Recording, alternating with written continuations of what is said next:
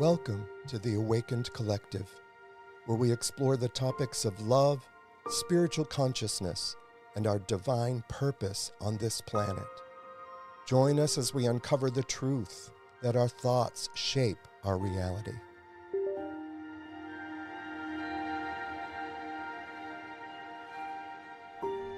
Welcome to the Awakened Collective. I'm Rick Gregory, and it's a pleasure to be with you this morning. So glad that you've decided to join us and listen in. If you're listening from podcast, I always want to remind you when we get started, you're probably getting tired of it, but I never will. You are never, ever separated from your Creator. You never have been, and you never will be. You've never been separated from love. You are the divine extension of your Creator's love on this planet, and we have never been separated from one another. We are like the waves on a sea. The waves rise up for a little while, but where do they go when they're done? They go back to their source. We are one in this, at that place of source, that place of love. I want to tell you this morning that the Awakened Collective podcast is made possible by the Sons of Sobriety Motorcycle Club today. This isn't your average club. No, it's not. Sons of Sobriety was born to kill the stigma, proving that living clean can be fun as hell. We ride for the thrill and the cause. If you're sober, fighting to be, and ready to ride with purpose, this is your crew. Red, black, clean. Sons of Sobriety MC, formed in 2025. And you can call or text Daniel Anderson at 601-672-6591 to join the movement. And it doesn't matter where you're at. If you're listening to this podcast somewhere else in the country, we're in Mississippi. You may not be. Daniel's looking to establish this all over the place. So wherever you're at, reach out and find out about it. And let's get this thing going and help others get into the program and into treatment that may not be able to afford it. It's a great cause. So this morning, we have a very special guest, and I want to let you know that the title of our podcast this morning is Purpose Over Profit, that my guest brought to me, and I think that is just an amazing title. And we have this morning Brittany Denson. I always want to say Denison. I don't know why that is. Brittany Denson. She is a passionate healer and advocate for recovery, who thrives to be a light source amongst those she comes in contact with. She is the founder of Transcending Wellness, LLC, a purpose deeply inspired by her mother's courageous battle with cancer. Through this work, she offers body care, fair trade products like incense, herbal remedies, sea moss gel, wellness shots, and many more products to help align mind, body, and spirit. All Transcending Wellness products are made with USDA-certified organic ingredients. Brittany serves as the operations coordinator for Grace House for Women, a supportive program of Grace House, and her new role as peer navigator for Mississippi Harm Reduction Initiative, where she leads as the peer coordinator for the Hinds County Public Health and Safety Team, otherwise known as FAST, P-H-A-S-T, where she helps bridge public health, recovery, and community care with lived experience. Welcome, Brittany. Hi. So glad to have you here this morning, and I would love for you to share your story, your journey that led you to your purpose and continues to unfold for you. But first, I was wondering if you would share with our listeners how we met, because it's a prime example of the synchronicity of the universe at work, and I think it's a great way to get started. I'm so glad you asked me, because if you had not, I was going to ask if I could. So back in 2023, I discovered your podcast. Before even knowing that Daniel was, I guess, the mastermind of all of this, but I knew that he had started this and was so incredibly proud. But I envisioned being on the podcast when I was listening, I think, to episode 3. And I remember in that moment, I was like, if I ever see him and he asks, I'm going to decline. I'm going to say no, and I'll be okay. So, and then you and your husband walked into Roosters and Basils that day, and I was just like, here we go. But, you know, those moments don't surprise me anymore. So, and in the last 2 years, even after my mom died, I told myself I have to dive in head first. So I'm so grateful to have met you. So glad to have you here. Yeah, we do need to dive in. We all have a story that needs to be told, a story that helps other people, as you know, from rooms of recovery, just sharing our experience, strength, and hope. And if we didn't do that, I don't know where I would be today if it wasn't Right. for people sharing their stories that I can relate to and grow from. So get us started. Where did this all begin? Well, I'll say that with childhood experiences, my relationship with either parent was kind of wonky. But I do know because of the rooms of recovery that they did the best they could. When I was in early recovery, just even accepting this way of life, those first 2 years were really miserable, but my mom was there. And I didn't connect the dots. I knew that she was a new woman, so she had not been in my life from the age of 9 to I think about 24 is when she popped back up in my life. And then later on, whenever I came into recovery, I was 29 years old. And she was there for me. So recovery is what helped us bond. Probably the only thing that we had in common, but because of how the steps work, that resentment was lost, and we focused on those next 7 years of my sobriety, so to speak. But in 2019, my grandmother, my precious grandmother, she passed away. So my mother got into recovery in 2009. When my grandma passed in 2019, for 10 years, my mother took care of my grandmother. And she never had her own place to live. You know, she didn't experience any of that. So when it was time for her to figure out where she wanted to go next, my brother TJ lives in Memphis. I lived in Jackson. At the time, my brother could have provided her with more in Memphis, but more is not what my mom needed. We're originally from Jackson, so she decided to come back to Jackson around old friends and stuff like that. And I do want to mention this. At the time when she did move to Jackson, as far as no coincidences, I was in my very first apartment, and the apartment number was A14. And then when we were finding her a place to live, she went to a set of different apartments, and her apartment ended up being A14. Wow. So, but again, even at that time, it didn't surprise me. So, but immediately COVID hit, and she had started developing some health issues. It was first emphysema in 2020. Then in 2021, it was pulmonary fibrosis. 2022, she ended up getting on an oxygen machine. And I will say this, we did form this kind of healthy codependency. So I wanted to go everywhere with her, especially considering how long we didn't have in my life together. So she would go to her lung doctor every 6 months consistently. And then in March of 2023, March 8th, I remember her telling me my friend's going to take me to the appointment. And I said, no, I need to go. So we walked in the doctor's office. When I say me and my mom, we never not laughed. And when we did laugh, it was that gut-wrenching, almost peeing in your pants laugh. I love those guys. Yeah, like, gosh. And that's what we did walking in. I don't even think she realized going to an oncologist for the very first time. I don't even think she realized, because I had no idea. But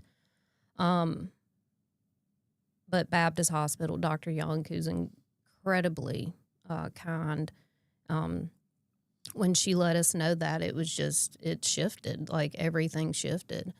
And the doctor walked out, and my mom literally looked at me and said, are you going to meal prep for me? Are you going to help me food shop? And like in that moment, my mom was determined to eat clean ingredients to fight this thing, after being told that this was a terminal cancer. But they gave her the options. They said with chemo, she would have 2 years.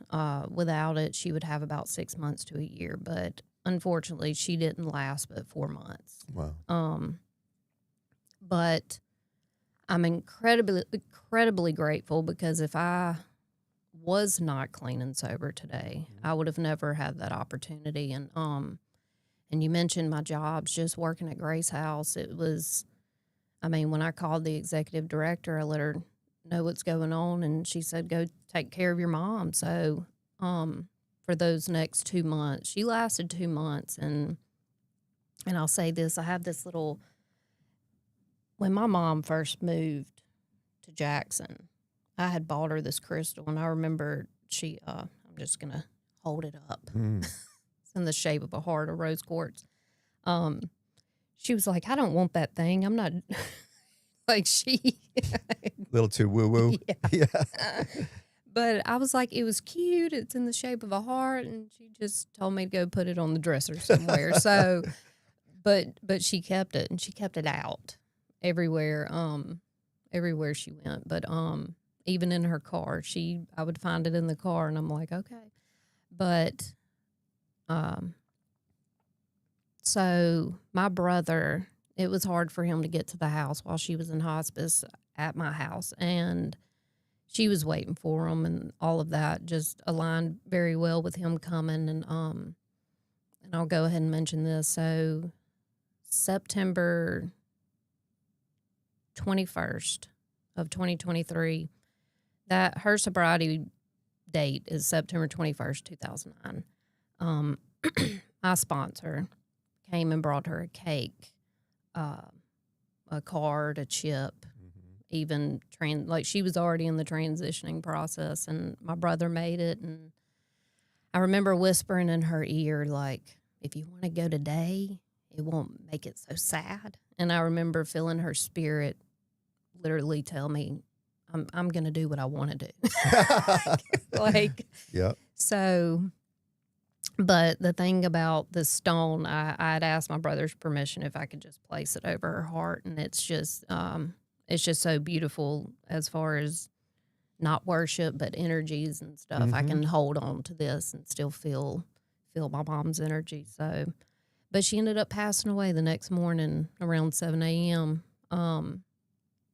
So that was in October 2023. After about a month, I started thinking, why am I not going through, why don't I feel grief? But I felt that it was going to hit at some time. It might have not happened at that moment. I wasn't accepting, but I was like, I'm okay. But I need to prepare for when it does hit. And so I started thinking of ways and started meditating and praying about it. So I said, let me go do a semester of college.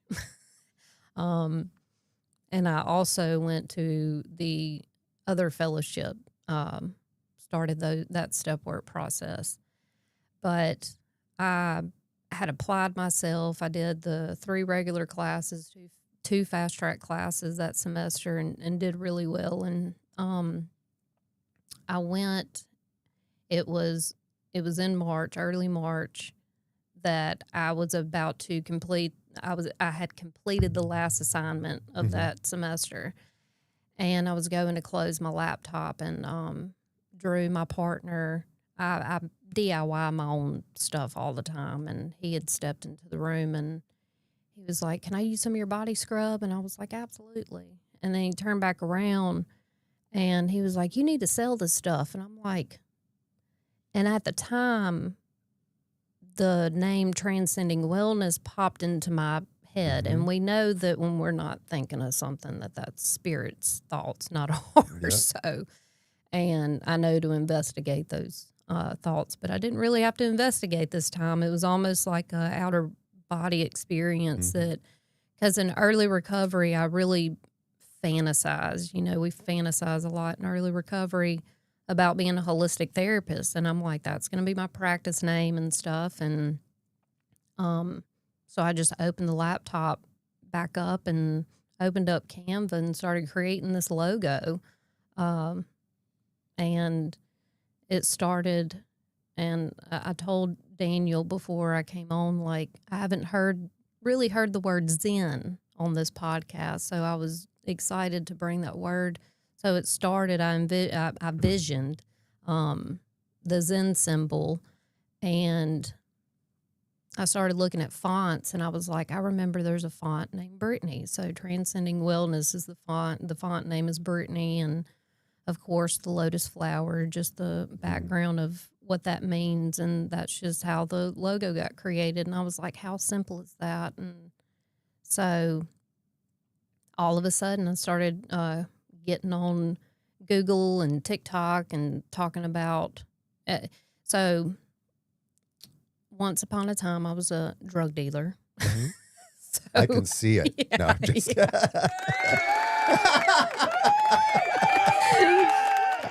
I'm gonna show you before and after photos. But yeah. so, and it's funny because I'm so afraid of guilt today. Like, I want to be so far away from guilt. So with that being said, I know what legitimate business is and legitimate, and I'm like, I know this. I know the sky's is not the limit today. So, so I was like, let me just go ahead and create a legitimate business. And so I just went on the Secretary of State website and formed Transcending Wellness LLC, and didn't limit myself in that moment. But I knew that it was my mom's spirit empowering me. I really, really do. And the business got finalized. I got an email on March 8th of 2024, and that was exactly a year from her diagnosis the previous year.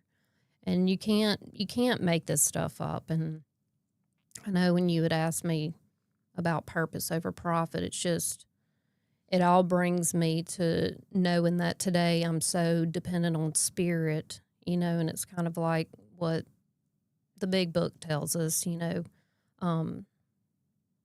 that's how we become independent. And I know what that feels like, and I stand by that, and I can tell others that.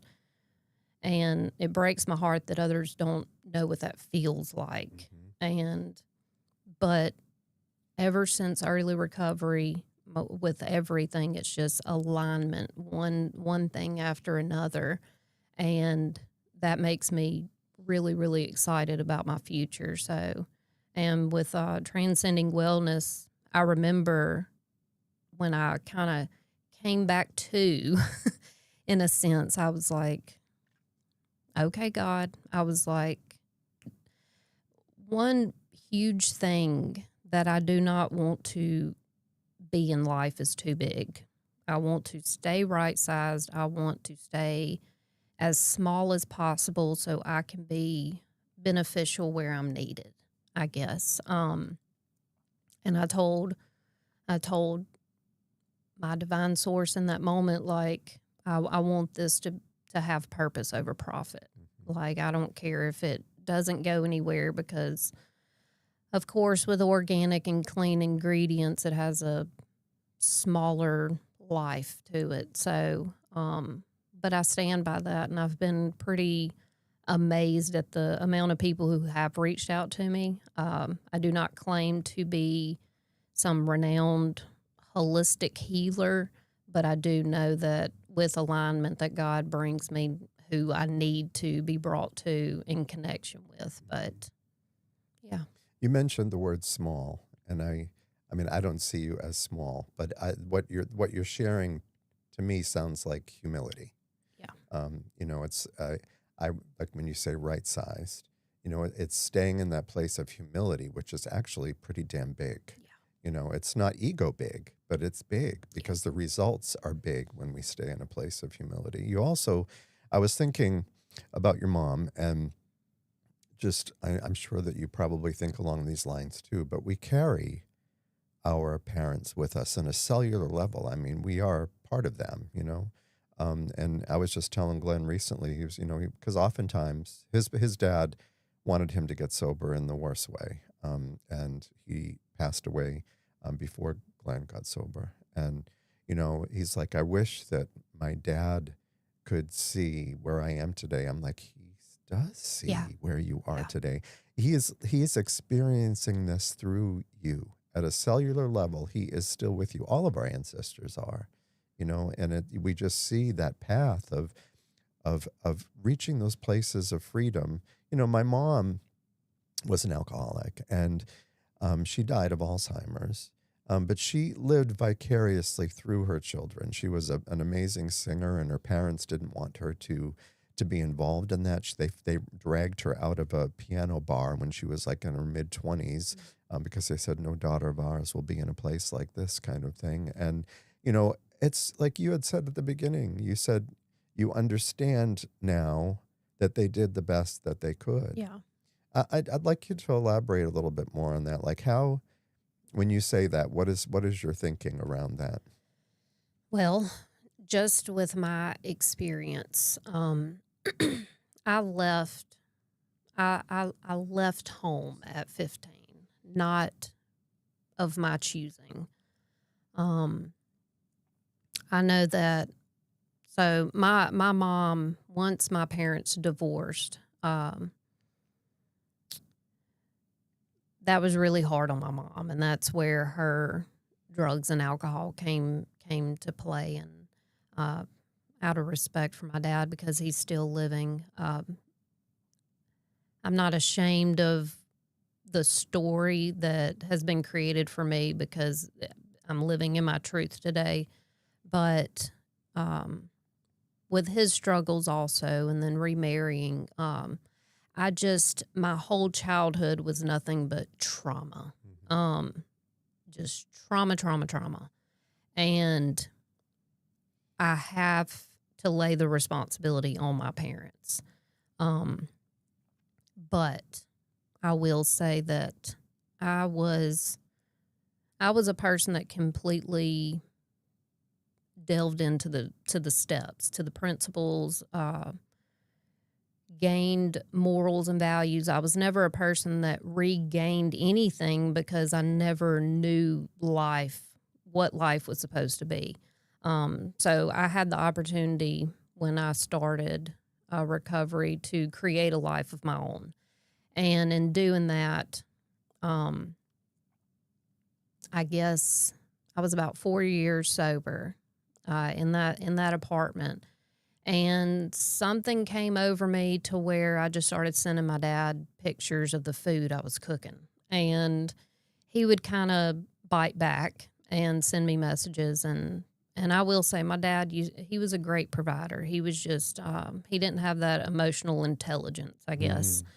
And meditating and praying on this relationship and doing my step work, I remember my sponsor asking me, can you accept whatever relationship you get with him?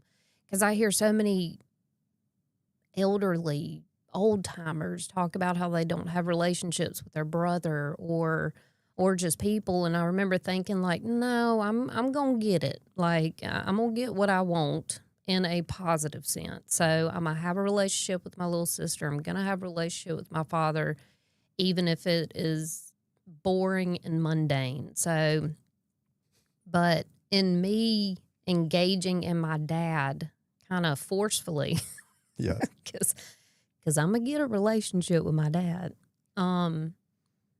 He had text one night, and I know he had been drinking, and he said, was I a bad father? And in that moment, like that resentment and all the questions that I ever needed answers to just lifted in that moment. Like, this is what they're talking about when they talk about we wouldn't treat sick people that way, you know? And now, a little to the left of my brain, I was thinking, is he stupid? You know? absolutely. But then I was just like, wow, like I'm experiencing what these people are talking about, you know? And right then and there, I was like, all right, I'm going to force myself even more on them. And that was in 2020, I believe. Yeah, in 2020. And now, I mean, it took a few years, but I mean, now today, and I told him, I said, if I get an opportunity to say this on this podcast, I am. That man, have you ever heard of methylene blue? Mm-mm. It's a woo woo thing, and it's just interesting that my dad, and I don't credit myself, but he has already delved into holistic things. Wow. And we talk on the phone for like he won't get off the phone with me. I'm like, will you please let me go? And just the way that he's, I guess the energy of his life has changed. Like it's beautiful how the people we're connected to really do benefit from us. And I don't believe in ever leaving anybody alone. Just, I don't mind forcing myself in a positive way on somebody if I think it's going to help them. So, I mean, when we started doing the work, looking at ourselves, and there was, I right now, I'm estranged from my middle daughter. And, she's in the program, has been sober many more years than I have, and is the reason that I got into the program. wow. So it's heartbreaking, and we made our amends, she with me and I with her, and we were best friends. And then it just everything shifted, and she was sending me these texts that she's not in a good place, and I think she's stepped away from the program. She's still, as far as I know, clean and sober, but doesn't have community. She now lives in the mountains in Colorado with Wow. her 3 children, divorced from her husband who lives in China. And we send the kids gifts, and send her birthday cards and things, but she just got into this victim mentality, and her texts were so hateful that I finally had to put an end to it. I mean, they were just awful, and it's the same now with her sister. She's sending hateful texts to her. So, but people will get into those dark places, and it's part of I believe it's part of their journey. You did work on yourself, and when your dad says things like, "Was I a bad dad?" I have to see that as, the word ignore is in the word ignorance. Yeah. They were blind to it. Yeah. They never did any of the work that we were led to do, evolved to do, or, divinely inspired to do, whatever it may be. And like you said, I will have a relationship, and so won't I, so won't I. And I will sit in meditation and see my daughter on the other side of this, and what it's going to feel like, and what she's going to look like, and be back to her pissing her pants laughing, because Yeah. that's what she was good at. And I'm sure still is. And, but holding on to that and believing it, and that sends that energy. Because I want to talk for a minute before we get into your products, which I want to hear all about, but about forgiveness and the part that plays in your journey. What does it mean to you? It's kind of like another process of not just recovery, because the things that I do as far as maintaining my spirituality are things that I did way before my addiction got bad. So I'm just so grateful that I got to pick that back up, and recovery made that stronger for me. But I had done some shadow work before my addiction, and that was on my 14-year-old self. And it was you talk about religious trauma a lot on your podcast, and I really relate and appreciate that. But before my addiction, I did some shadow work, and it always came back to my 14-year-old self. And in that, I discovered my 14-year-old self was saved. That's when I got baptized and saved, and I was so fixated on that. I guess up until the age of 19 or 20, I was living in Memphis, but it was a great self-discovery. And I think then, because like you just said about ignorance being bliss, I guess, I was able to heal from that pretty quickly. Today, I'll have 10 years in December of recovery. Awesome. And I feel just as much as 2 years because of this right here. And so I had done some more shadow work in recovery, and I go back to 6-year-old Brittany and fully forgiving myself today or then at the time when I was going through that process. It was like I keep trying to protect these little Britneys that endured just so much trauma, but I've allowed everybody's crap. I'm the one, I blamed myself for everybody's crap, you know, and doing that, like if anybody's ever done shadow work, I just know my experience, and I know that I didn't then, I have not even now, healed from that because I've chosen not to. I've chosen to forgive myself and understand that none of that was my fault. That's right. Anything that has happened to me was not my fault. But the people in my life that tell me it's my fault, then I automatically, because that trauma response, I'm just like, yeah, it is my fault. What can I do to fix it? You know? But shadow work is so meaningful in terms of like forgiving ourselves. And I vow to protect 6-year-old Brittany for the rest of my life. And I know that there's a lot of people who know me personally disagree with that because I need to let go of her, but I can't, you know.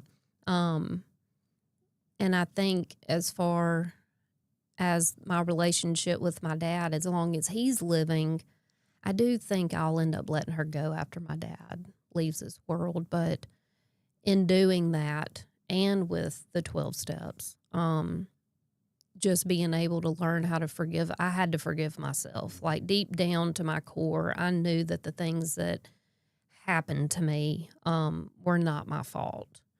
But I always have it in the back of my head thinking, but I could have made the situation better, which isn't true at all, right. You know. I know I referenced to you, RuPaul, my inner saboteur. So it's very strong. Yeah. But I do need a lot of knowledge from our rooms in recovery, because that is one of the biggest things that I struggle with today. Because people do, you know, intentions go very deep, and when people are so driven by ego, I'm around a lot of people. It's like it's like a two-sided coin. Either they're genuine and they're authentic and they're just loving people, you know, as they have practiced to be, you know, as we have practiced to be. But then there's these other people who are just so ego-driven and so blinded about the potential that they actually do have to change scenarios in their everyday life. And I struggle with that, like, because for me at times I'm just like, God, I wish I was ignorant to the fact of being woke. Yeah. But yeah. And yet we need those people too. Yes. You know, that's it's like we wouldn't know joy if it wasn't for sadness. You know, if all we had was joy all the time, how would we even identify it if we never experienced anything other than that? You know, that's why I was saying on a podcast, I think it was the last one before last, was, you know, in the ether, it's like, you know, in the spirit realm, there's no one cutting you off in traffic. There's no one with an ego, you know, challenging you. And this is the place for those experiences. And for me, those are the things that have helped me to grow. And then forgiveness has been And like you said, forgiving yourself, I wouldn't have forgiveness for anyone if I had not forgive myself. Um, and for some, it pisses people off when you have forgiven yourself. Yeah. But what is there to give away? How can I forgive another and look without judgment to another if I'm living in judgment of myself? Yeah. And I choose to see that we have always been forgiven. There has never been a moment that we have not been forgiven. Yeah. And like I said, I was raised to believe that we were separate from our source, our creator, the spirit, and that that was out there somewhere and we had to bring it in. And depending on our behavior, then one day we might experience it, another day we don't. And, it's a lot of unraveling and unlearning that has to happen later in life because of some of the things that we've been through. But the good news is that we recognize it. We're not there. I'm not there yet, but we recognize it, and we can do the work and cooperate with it, just as you are doing. So we haven't gotten into, before we get to your products, can we just talk a little bit about Grace House and harm reduction and what Yeah. you're doing with them? Yeah. With the alignment, I was a client at Grace House, and I had gotten my peer support certification in 2019. Went to go work at Hines Behavioral, and I just wanted to throw this little story out there just because of the way that life has flowed and purpose over profit. But I remember asking God, if Hines Behavioral Region 9 was where I needed to be. If not, then I felt like it was time to go somewhere else. And I had went to a noon meeting, and Alice Morgan, the director at the time, came up and was like, I want you to come work for Grace House. And so thought that was funny. But I've been there for 5 years. Grace House for Women is a 2-year program. It is a supportive service of the main Grace House, and its mission is to house women coming out of, substance abuse. It is a 12-step program. So right now we have 13 apartments. We're housing 32 women, and that's huge. We're a hidden gem. We don't disclose our location. The requirements to be a participant is you are homeless and struggling with an alcohol or drug problem. But it's such a beautiful program, and I'm so grateful to be in that space where it's just the end of somebody's, I guess, learning journey of early recovery before they get out into the real world. So, and being the operations coordinator is meaningful in a sense of having a creative hand on how to help these women even more, because people need transportation. Mental health, physical health is the main priority. And then when you aligned mental health, physical health, and recovery, then you're aligning mind, body, and spirit. And I just think it's just a too good to be true program. And with Mississippi Harm Reduction, I also want to mention this, Angela Mallett, that she's the founder of that initiative, and we went to treatment together. And I just think, I'm throwing out these little curveballs of how things kind of align later on in life. And, but I like to freely give myself, as I should, to organizations as a peer support, because that really that changed my life, doing that training. So, and in doing that, I was invited to a fast team, and I don't really do it as a title or getting paid or anything.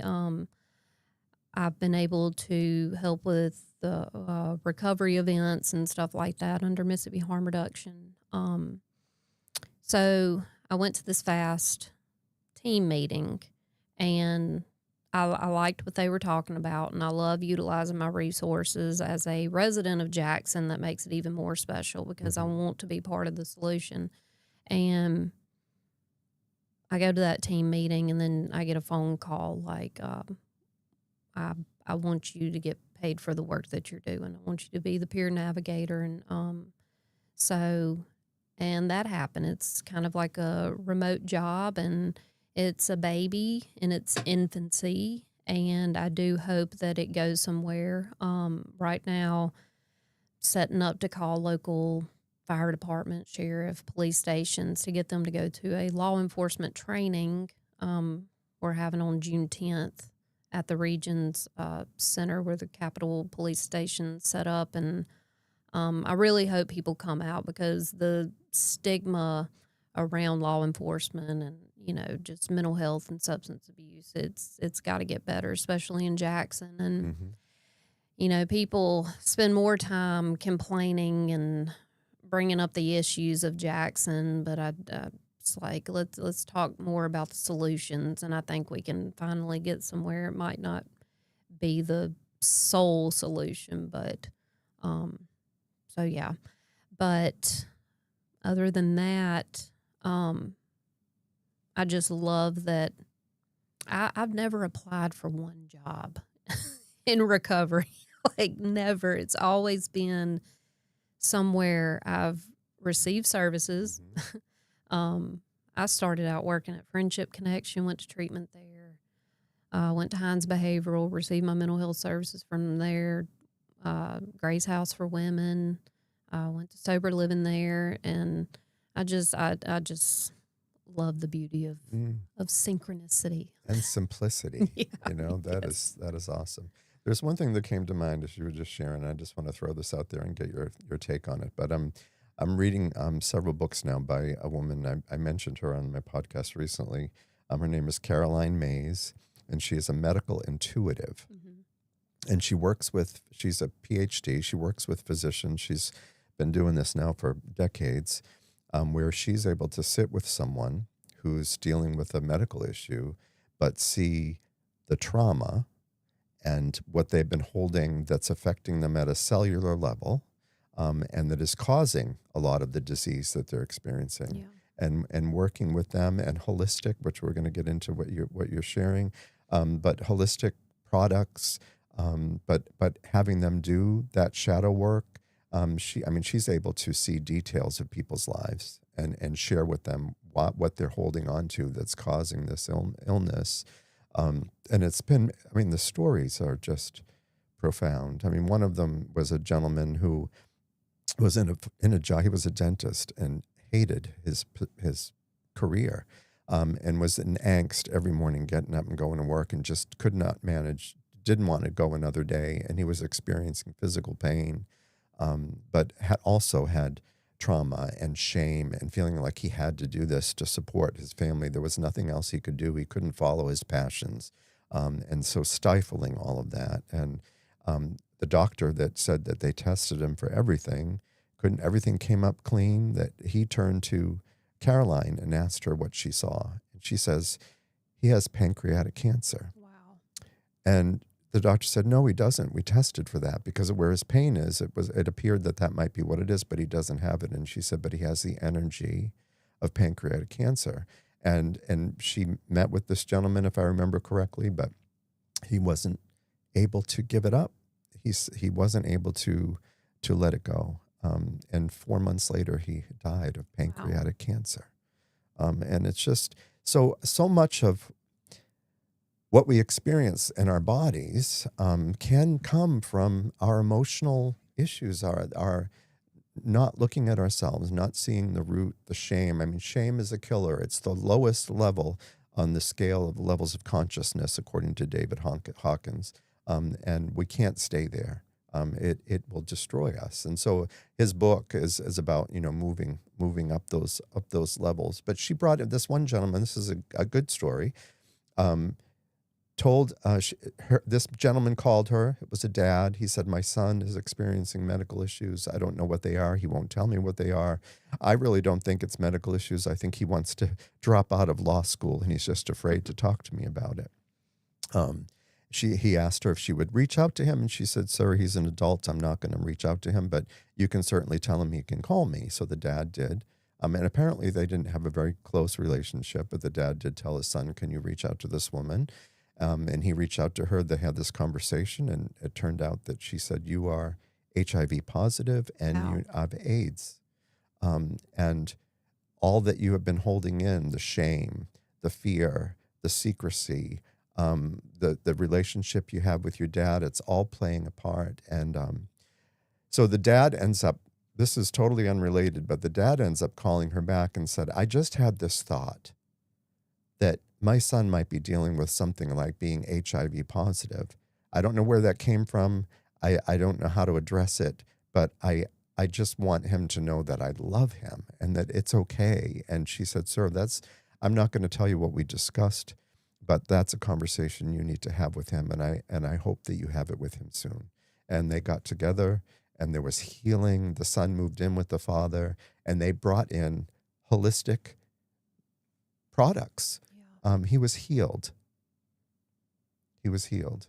So together emotionally, and then with, products that help you, that you're not caustic or, that you're getting, so much of what we put in our bodies. Yeah. And I think that's a good segue into what you offer the world today. Yeah. That story touched me.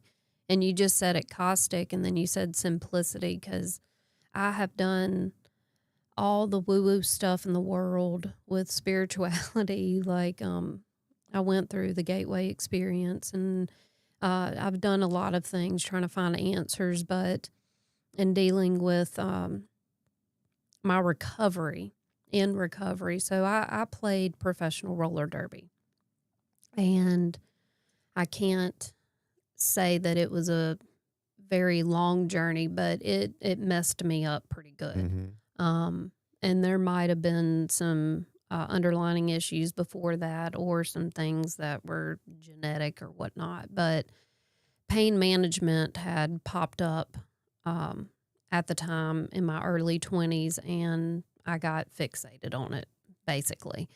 So being in recovery, pain was such a trigger. It was a trigger for me. And holistically, I did not want to take Tylenol every day. And so I guess in getting with some of the products, and it's so good because you telling that story, like, our bodies can tell us what we need. Mm-hmm. And just a little bit of research, like, you find it, once you get out there and start buying cleaner ingredients, we're talking about cents, maybe $1. We're not talking about dollars more or anything. And I know a lot of people, that's one of their, they say, barriers is because, oh, it's too expensive. It's really not. Because when you eat better ingredients, cleaner, for me, organic, and I'm not a organic savage person. I went to Ichiban yesterday.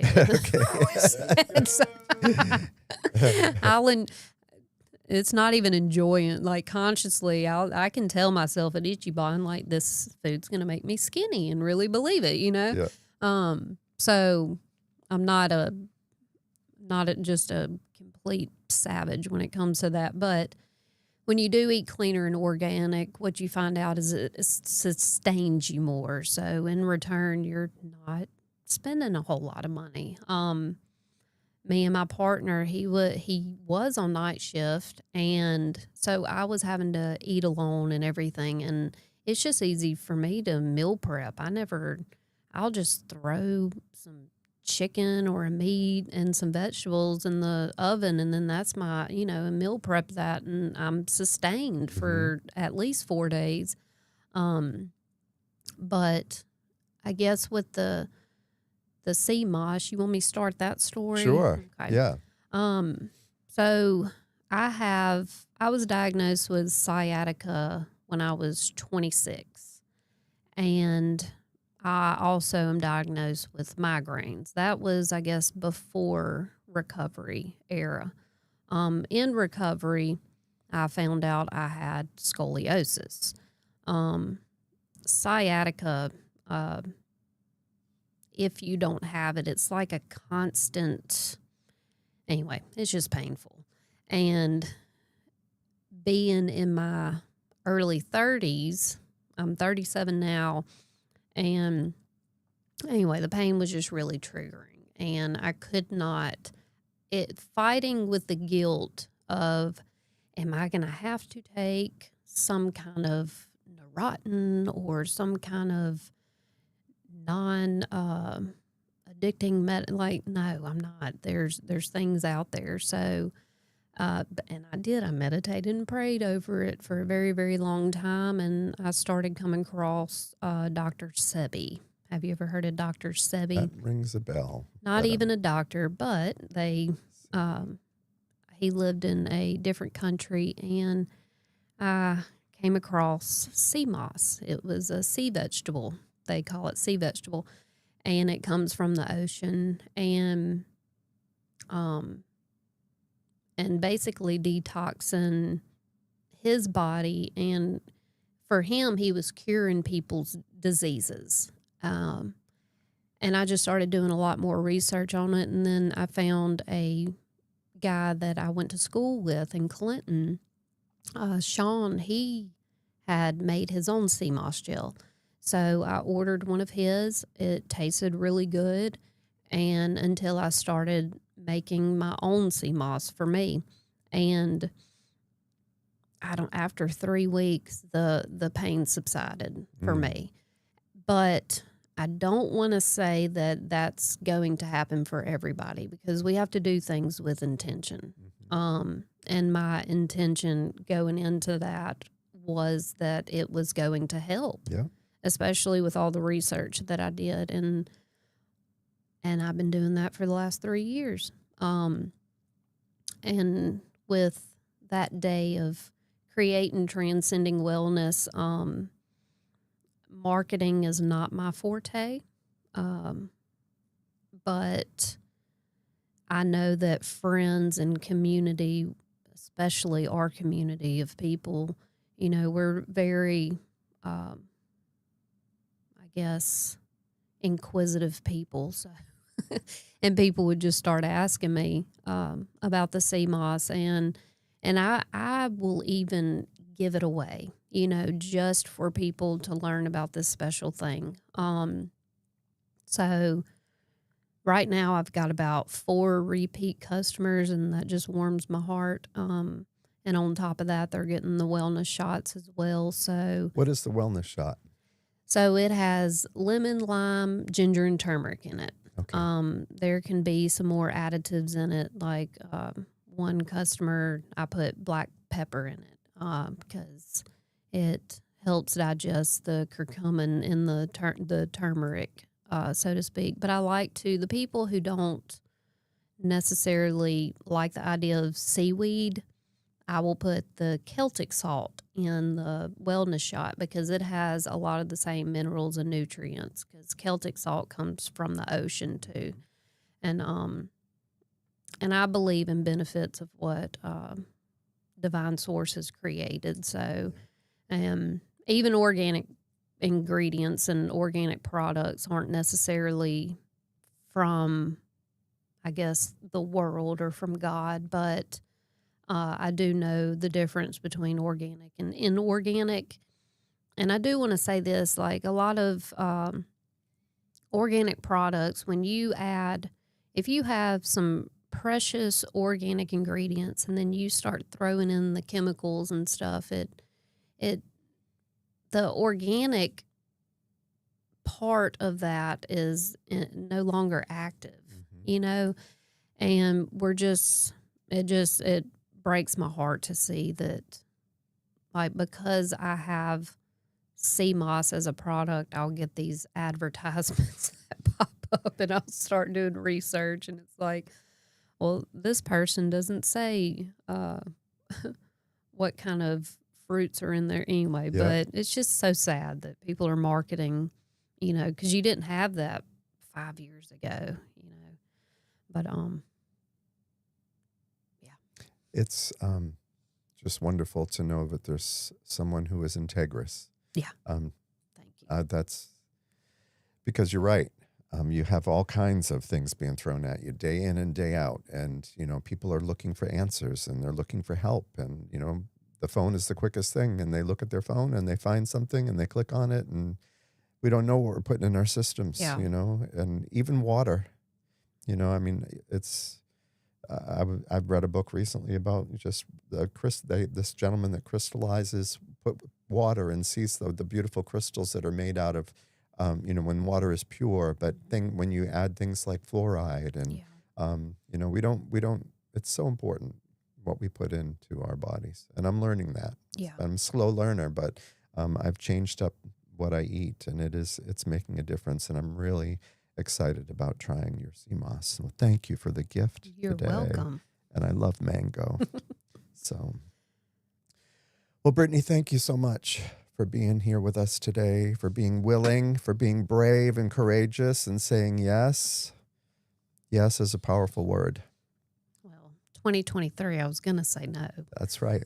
But it's not 2023 Yeah. anymore. And we are evolving every day, my friend. So excited for your future and what lays ahead for you and for the world because of your kindness. Thank you. I want to put up Brittany's contact information. If Danny would do that for me. There we have it. So Brittany's website is transcendingwellness.square.site. Her social media links for Facebook, and I love this, Brittany, because this is something I learned the hard way. It's Transcending Wellness LLC for everything, which is so consistent.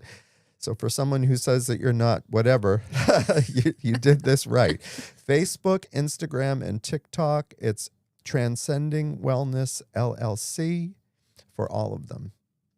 So please check her out. Friend her on Facebook, follow her, see all the good things that she has coming out, and make a choice, make a decision. We are the ones who get to choose how we live our lives. We're responsible for our lives. No one else is. So let's make a choice to live more healthy and reach out to Brittany and find out what she's got going on.